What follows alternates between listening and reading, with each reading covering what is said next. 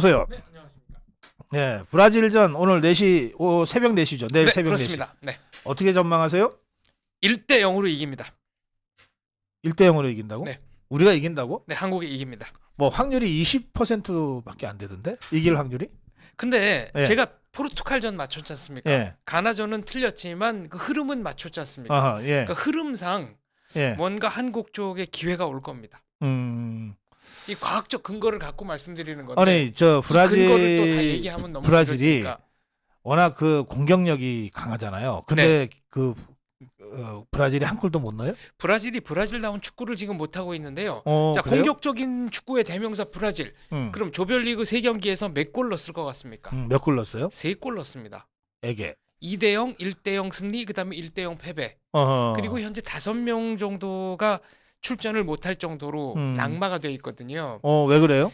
보통 브라질 같은 팀은 이 이 컨디션의 정점을 8강전쯤에 맞춥니다. 선수단 전체가 한 달 내내 컨디션 좋기가 어려워요. 그러니까 32강, 16강은 그냥 힘을 빼고 해도 연습 이긴다. 게임처럼 해도 네. 이긴다. 그러니까 82년도 이탈리아가 우승할 때도 예선이 3무였거든요. 그러니까 점점 이제 올라가는 건데 아하. 요새 상향 평준화가 돼가지고 그 작전을 쓰다가는 당합니다. 독일처럼. 그렇지. 네, 이제 안 돼요 그게. 그렇지. 32강에서 네. 떨어지지. 근데 브라질은 뭔가 지금 그 선수단 물 좀 전체에 주세요. 예, 물 좀 주세요. 그 컨디션이 올라오는 속도 이게 지금 예측과 다르게 가는 겁니다. 아, 그래요? 컨디션이 아직 덜 올라왔습니까? 아니면 너무 일찍 올라왔다가 지금 덜 올라와요. 덜 올라오는 올라와요? 속도가 매우 늦어요. 그렇구나. 네, 아마 그 유럽에서 뛰던 예. 선수들의 피로가 물 좀 누적된 주세요. 거로. 예, 물부터 드십시오. 네. 아, 그래요. 지금 그래도 세계 랭킹 1위 브라질이라고. 랭킹 네. 1위는 맞아요? 랭킹 1위는 맞죠. 확실하죠. 정상 전력으로 붙으면 저희가 도저히 이길 수가 없는데 예. 지금 브라질 상황이 조금 안 좋은 쪽이고 네. 한국은 정점에서 조금 내려오는 수준이고 그 컨디션이 그렇다는 얘기입니다. 그래서 해볼 만한 거죠. 저 네이마르는? 네이마르는 오늘 출전한다고 했는데 네. 별명이 유리몸입니다. 유리몸? 네, 그렇게 잘 다쳐요. 어허. 지난 월드컵 때도 네. 뭐 완전히 다쳐가지고 예. 네. 준결승도 못 나오고 헤매지 않았습니까? 그러니까 그러니까 네이마르 선수가 100% 정상 컨디션이면은 지금 지구상에서 네이마르를 막을 수 있는 수비수는 없으나 정상 컨디션이 아니기 때문에 우리가 해볼 만하다는 겁니다. 여기 랭킹만 1위라고. 그 랭킹 1위고 예를 들어서 이런 가정을 해보면 됩니다. 지금부터 3일의 회복 시간을 주고 3일 후에 다시 붙자. 대한민국이 100% 집니다. 일주일 후 이거는 뭐 200% 집니다. 근데 오늘 새벽 이건 가능성이 있습니다. 그래요.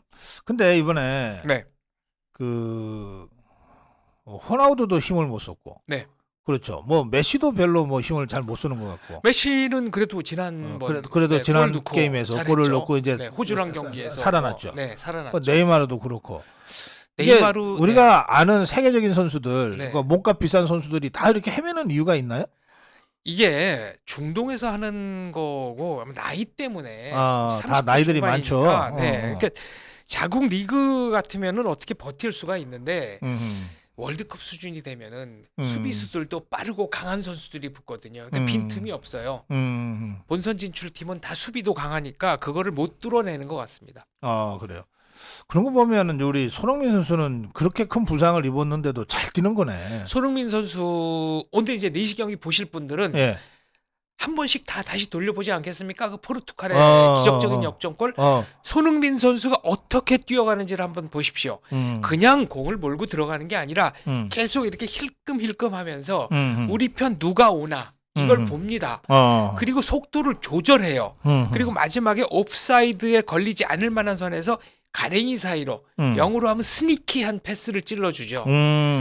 시간은 지금 90분 지나서 인저리 타임이죠. 거의 마지막 기회. 네. 그리고 골을 넣지 않으면 안 되는 절체절명의 상황이죠. 반드시 자기가 뭔가를 해야 되는 상황에서 그렇게 침착할 수 있다? 이거는 어마어마한 겁니다. 얼마나 흘끔흘끔 보면서 뛰는지를 한번 관찰해 보십시오. 그걸 드론에서 촬영했나? 이렇게 위에서 스카이캠. 네. 이렇게 그 촬영한 걸 보니까 네. 진짜 손흥민이 이제 그 리바운드 된 볼을 잡고 이제 질주를 하는데 네. 흰 옷 입은 사람들이 7명인가가 쫙 이렇게 포위를 하더라고. 그렇죠. 그거를 가운데 또 황희찬이 응. 예. 모세가 홍해를 가르듯이 쫙 하는 어. 얼마나 아름답습니까? 글쎄 말이에요. 네. 근데 그거는 이제 드론이 아니고 아마 스카이캠이라고 그래가지고 월드컵 그 경기장 위쪽에 와이어가 달려 있거든요. 그래서 카메라 끄고 그걸로? 와이어를 따라서 네. 하여튼 아마 찍은 공중에서 걸 이렇게 겁니다. 네. 찍어서 그런지 그게 확연하게 보이더라고요. 그렇죠. 야, 저 세계적인 선수 7명이 달려드는데 그렇죠. 그 사이에서 그 사이에서 공을 안 뺏기고 그거를 정말 경기장의 근 3분의 1을 가로질러서 뛰어가면서 그렇지. 예. 힐끔힐끔 이쪽에 우리 편 누가 언제 어떻게 들어오나 다 확인해 가면서 그걸 또 정말 절묘하게 딱 시간에 맞춰 가지고 패스를 해주고 이거 아무나 할 수 있는 거 아니죠. 그래서 그 황희찬이가 넌스톱으로 쐈죠. 그렇죠. 그것도 또 오른발. 주춤주춤했으면 수비가 한 명 붙었으니까. 그렇죠. 접거나 이제 뭐 앞에다가 만들어 놓고 하려고 그랬으면 안 됐는데 그걸 논스톱으로 하니까 찬스가 나고 골이 된 겁니다. 그러니까 역시 골 결정력이 대단한 네. 선수 같아요. 근데 왜 그 골 넣은 다음에 그렇게 옷을 벗었어요? 원래 안에 입었던 옷을 보여주려고 그랬나? 그러니까 이제 나는 손흥민 선수를 오마주해서 그 마스크를 안에다 입고 있다 뭐 이런 아하. 거를 보여주기 위해서 벗었다라는 설이 있는데 어. 보통 이제 흥분을 하면은 벗죠. 근데 요새는 룰이 바뀌어서 벗으면 경고거든요. 경고했잖아. 너 근데 그거를 옐로 카드야. 네, 그거를 무릅쓰고 응. 그리고 기왕에 이건 이제 좀 견강부회적인 해석인데 기왕에 경고를 받게 된 거 2분 정도 셀러브레이션을 했거든요. 안 벗었어도 그렇게 길게 했으면 경고 받을 수 있었어요. 네. 그 이것도 어떻게 보면은 조금 이것까지 의도했다 그러면 정말 대단하다라고 생각합니다. 그래요. 자, 우리가 1대0으로 이길 거다. 네. 그랬습니다. 그 지난 6월에 브라질하고 우리가 친선 경기를 했습니까? 네. 그걸 뭐라 그럽니까? 친선 경기지만 어쨌든 서로 탐색하는. 프렌들리 매치. 네. 그래요. 여기서 1대5로 졌잖아요. 네. 음. 근데 왜 이번에는 1대0이냐?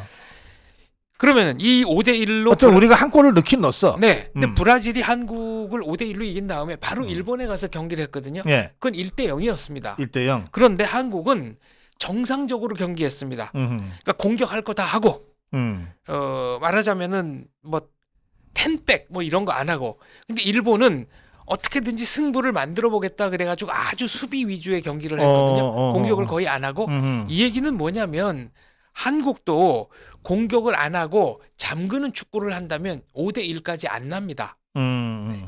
정상적으로 하면 실력 차가 이 정도 될 겁니다. 그런데 작전의 묘를 발휘하면 그러니까 쉽게 말하면은 안 넣고 안 먹겠다라는 작전으로 가면 그럼 우리가 어쨌든 골을 한 골이라도 먹으면은 그때부터는 작전이 바꿔질 수밖에 없잖아요. 그렇죠. 어차피 한 골 지나 두 골 지나 지는 거니까. 지금 16강전에서 뭐 1대0 되면 2대0, 3대0이 금방 나는 이유가 이제 귀가 없는 거거든요. 지면 탈락이잖아요. 그렇지. 예. 그러니까 일단 한 골을 먹히면 그 다음부터는 그게 후반전으로 넘어가면 넘어갈수록 무조건 공격에 나설 그렇지. 수밖에 나중에는 없는 거고 키파까지 공격에 나설 그렇습니다. 수밖에 없지. 그럼 이제 뒷공간이 비는 거죠. 결국 모험을 걸 수밖에 없는 겁니다. 그러니까 초반에 실점을 안 하는 게 매우 중요합니다. 그래요. 그 김민재 맞죠? 수비. 네. 예. 그 김민재 출전합니까?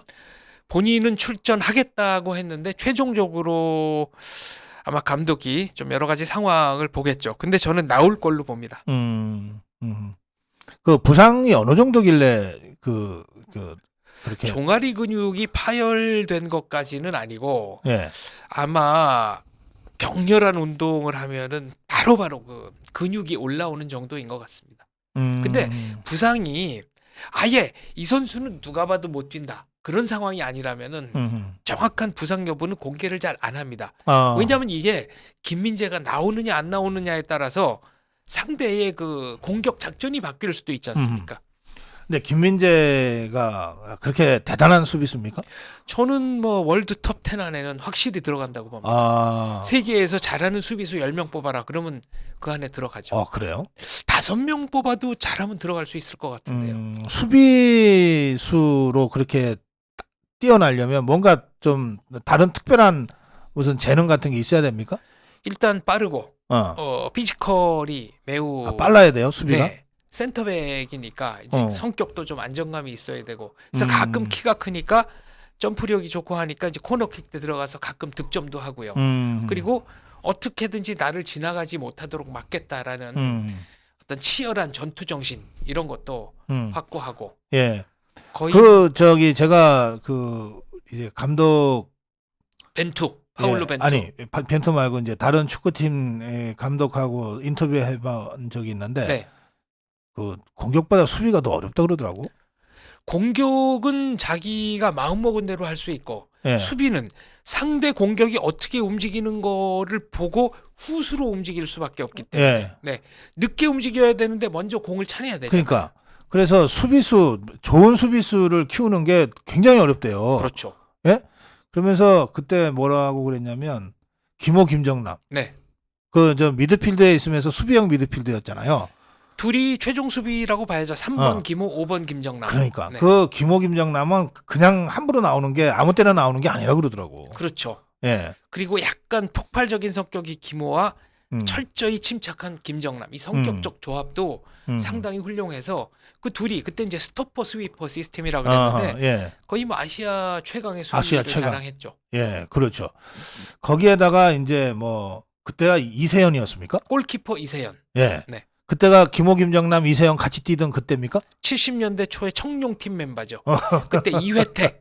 이회택 공격의 이회택. 미드필드는 뭐 정규풍, 정강지, 정강지. 정병탁, 예. 네, 박수덕, 어. 최재모, 이차만, 음. 고재욱 이런 선수들이 뛰던 그런 시절이 있었네요. 그러니까 그 진짜 우리 그 축구의 황금기였던 것 같아요. 근데 그때는 예. 정말 재능 있는 분들이었고 열심히 운동하셨지만 세계 무대 성적은 안 났잖아요. 그렇죠. 이것도 박 대통령을 비롯한 수많은 분들이 근대 국가 건설하고 경제력으로 뒤를 밀어줘서 그다음부터 이제 스포츠가 발전하는 것이지 네. 스포츠로 생계 유지가 안 되면 전문성을 그만큼 기를 수가 없는 거거든요. 지금 우리 그 김승규입니까? 골키퍼? 네, 김승규 골키퍼. 김승규 골키퍼는 어때요? 김승규 골키퍼 요번에 상당히 활약 좋았죠. 잘했습니다. 보통 저 대표팀에는 골키퍼가 한 3명쯤 있습니까? 네, 월드컵에는 3명 데려갑니다. 3명 데려가죠. 네. 그래서 이제 부상당할 위험이 제일 큰 데가 골키퍼라고 그러더라고. 그리고 이제 골키퍼는 보통 골키퍼 없이는 이제 경기가 안 되잖아요. 네. 그러니까 예비까지 두는 건데 되게 어지간한 경우가 아니면은 첫 경기 골키퍼가 마지막 경기까지 그대로 보는 경우들이 많습니다. 역시 실전 감각. 그렇죠. 그리고 역시 뭐 선발 골키퍼 하면 컨디션 제일 좋은 선수를 뽑았을 테니까 그렇죠. 큰 부상이 아니면 네. 그대로 가는 거가 그 정상이죠. 방어 능력은 조현우 선수가 조금 더 낫다고 보는데 선수들에게 찔러주는 이 패스, 이 발밑 능력이 김승규 선수가 더 좋다는 거죠. 그런데 그 말씀하시니까 생각이 나.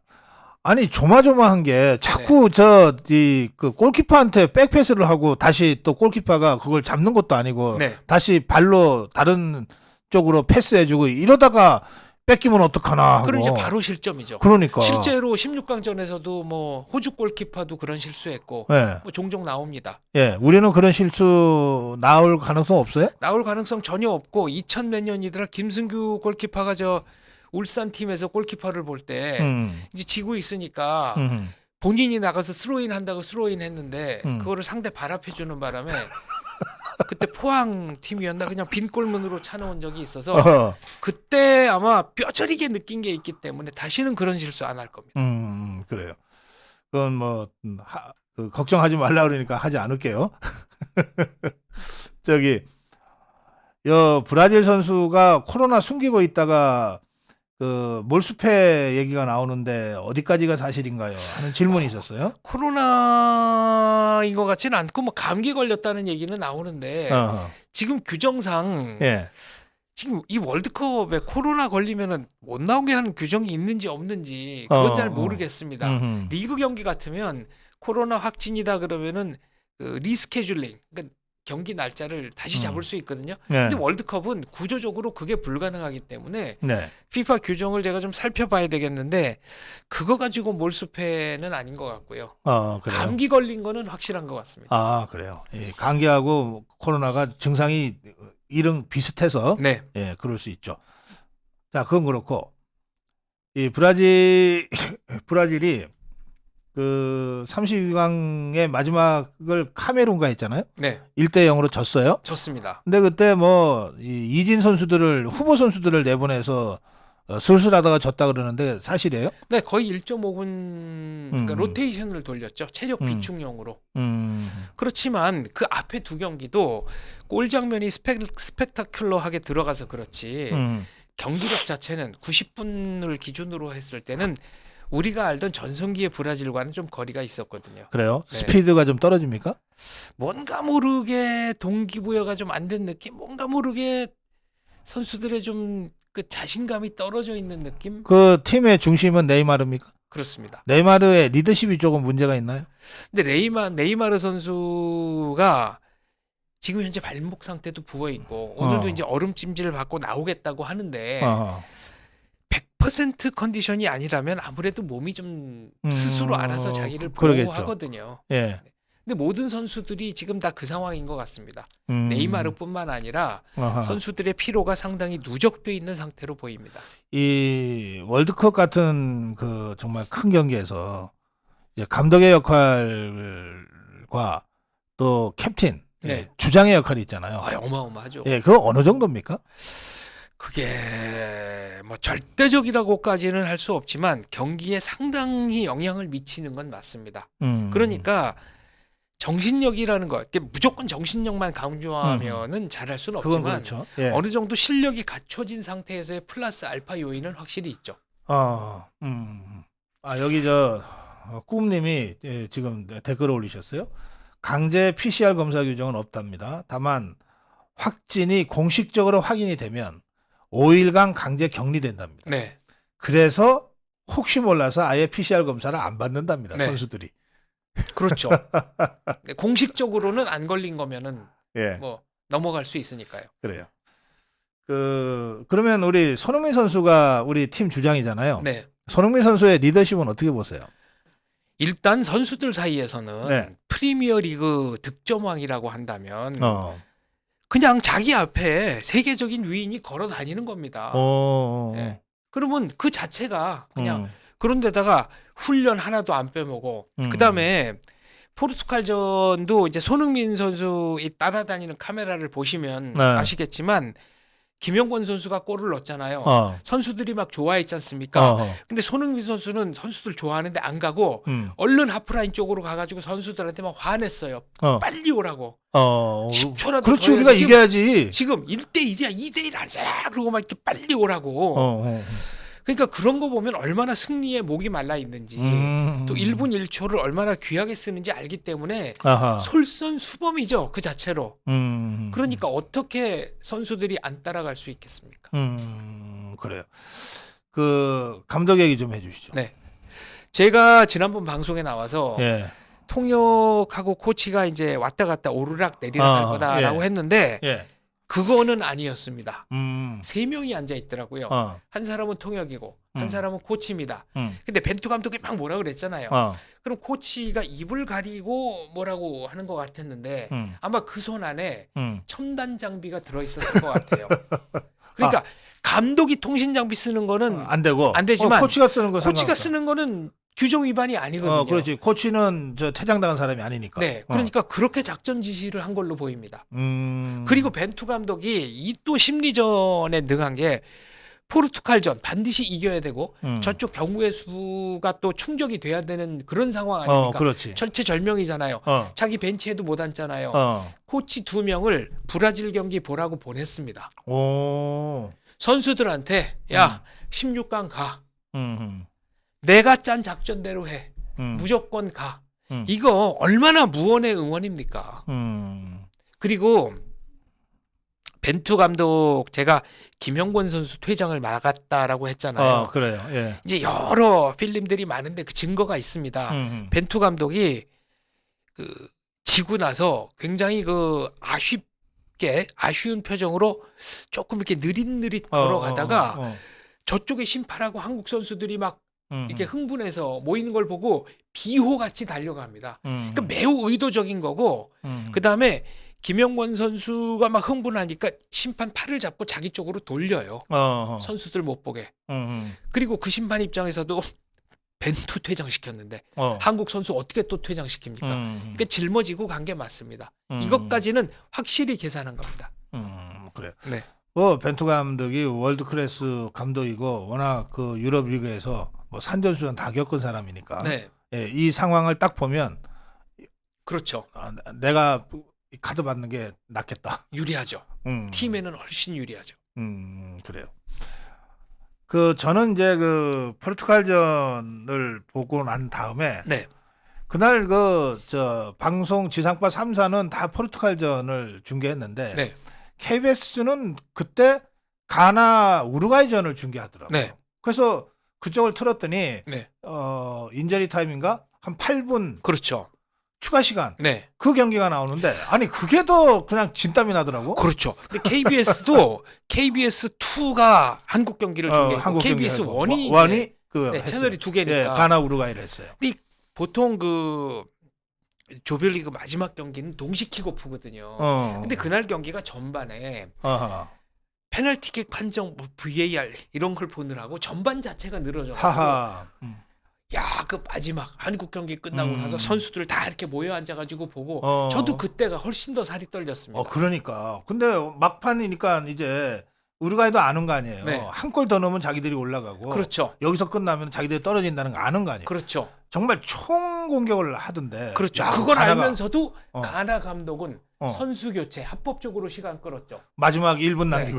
가나는 1분 남기고 두 골 넣어야 가는 건데 한 골 넣는다고 희망이 없거든요. 그렇지. 그런데 제가 지난 시간에 말씀드린 그 수아레스 선수의 핸드볼 신의 손 사건. 그 신의 손 사건 그 복수 군자의 복수를 드디어 한 거죠. 그것도 일부러 한 겁니다. 감독이 실제로 그렇게 얘기했습니다. 그러니까. 네. 그건 대통령이 얘기했어요. 가나 대통령이 우리 한독수 총리한테. 네, 가나 대통령도 얘기했고 뭐 감독도 그렇게 얘기했고.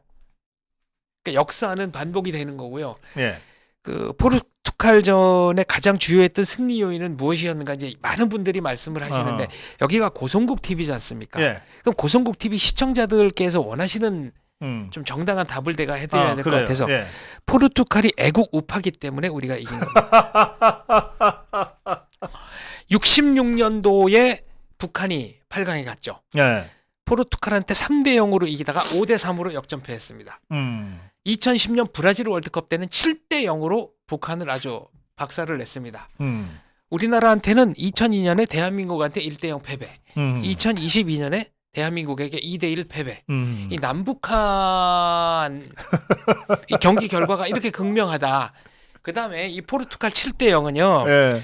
그 전 경기에서 북한이 브라질한테 2대 1 선전했어요. 잘했어요. 그러니까 이제 그때 김정일이었나? 그때 김정일이죠. 김정일이 몇 년도? 2010년. 2010년이면 김정일이죠. 예. 그러니까 김정일이 아니 공격적으로 조선에 뛰는 축구를 해야지 이렇게 극단적으로 수비를 하면 어떻게 했냐라고 지시했다는 소문이 들었어요. 소문 때문인지 아니었는지 모르지만 포르투갈과의 경기에서 이른바 정상적으로 경기했습니다. 북한이 7골 먹었습니다. 그게 정상 스코어네. 그렇죠. 그러니까 김정일은 모르면 간섭을 하지 말아야지. 괜히. 그리고 이거 제가 그 탈북자들한테 듣기는 들었는데 북한 방송을 직접 확인한 게 아니라서 말씀은 못 드리겠는데 이 경기 해설하던 북한 해설자가 3대 0인가 4대 0 된다부터는 아예 멘트를 못 했답니다. 네. 장군님이 제대로 하라고 그래서 했는데 그랬다가 박살이 나니까 이걸 누구를 비판했다가 어떻게 될지 모르는 거 아니겠습니까? 그렇지. 말 한마디 잘못하면 죽는 네, 거지. 애국 우파 포르투갈입니다. 자, 이제 시간이 다 됐습니다.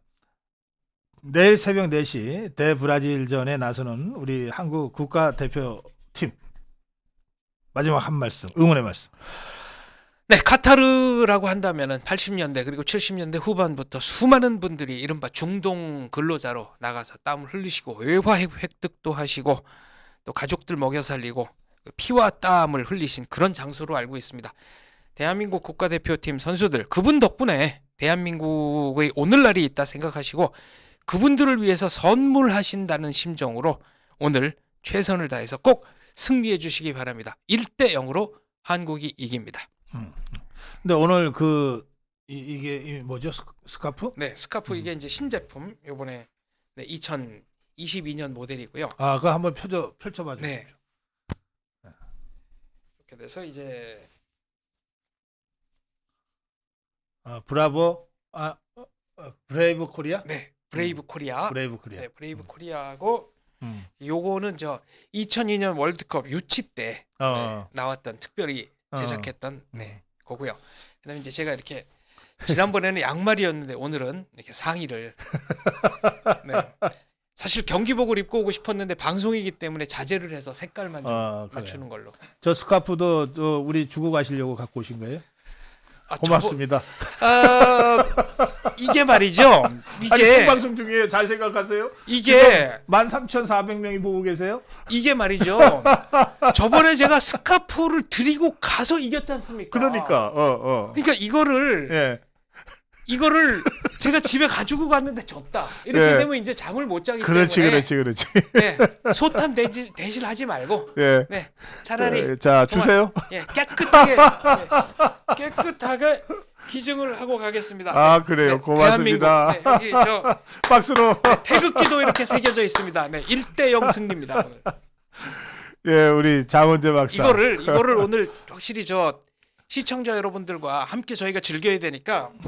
이걸 직접 한번 이렇게 하시고. 그래. 딱 해서. 네. 아이고, 고맙습니다. 예. 그래요? 원래 여기 있어야 될 게 저쪽에 있었어요. 자, 우리 자원재 막 죽이시는 표정인데. 아니 이게 싫다 좋다를 떠나가지고요. 만약에 이제 이게 지게 되면 모든 걸 다 갖다 연결시키고 온갖 생각이 머릿속에 다 떠오르지 않겠습니까?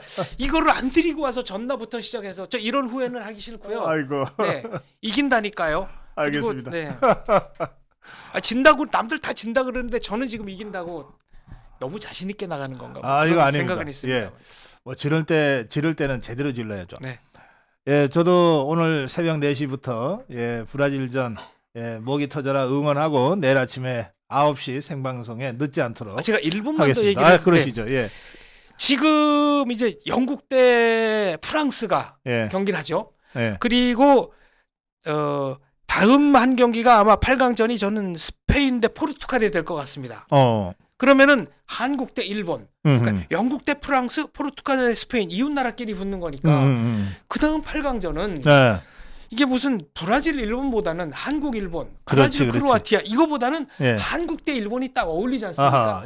그럼 이제 나머지 하나가 아르헨티나 대 네덜란드인데 그럼 그거는 인접국이 아니지 않느냐. 이게 또 사연이 있습니다. 지금 네덜란드 왕비가 아르헨티나 태생, 부에노스 아이레스 태생입니다. 그래요. 그러니까 아르헨티나 네덜란드 이중 국적이거든요.